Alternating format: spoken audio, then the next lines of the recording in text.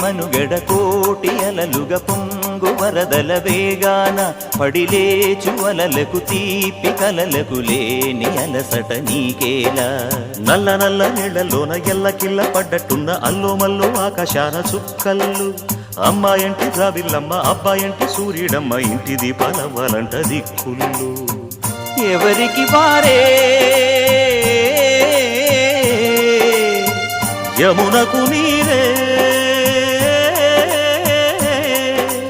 రేవు నీరు నావదంట నావతోడు రేవుదంట పంచుకుంటే